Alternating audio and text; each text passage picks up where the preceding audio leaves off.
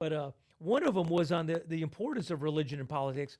And I'll say this, and this is an original thought of mine, and I'll share it on your broadcast now. When when the disciples came and asked Jesus, what is the most important law? While they were trying to trip him up, and I'm not going into the context of that, there were different schools of thought on what was the most important. What they were doing is, if you tell us what you think is the most important law, then we can cubbyhole you into, oh, you're a Democrat or Republican or Libertarian, or you're a, they're trying to cubbyhole him into a school of thought. But his answer amazed them.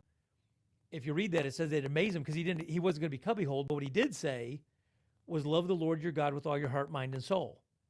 Now they asked what was the most important law. They did not ask the second.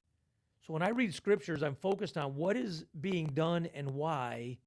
And they didn't ask for the second. But if you know the story, Jesus says, and the second is like the first. But they didn't ask for the second. So what he's about to say, he determined was important enough to add to the discussion, not because they asked, but God determined this was important to know.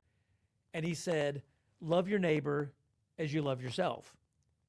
So I have argued for about 5, 6, 7 years now, when people say, how can you be a Christian and in politics? Or how can you be a pastor and in politics? In the good sense of the word, the interaction mankind has with God, in the good sense of the word, is religion. What is our interaction with God? What is the word for our interaction with our fellow man called? I call it politics. If I love my neighbor, I will want my neighbor to live under just laws.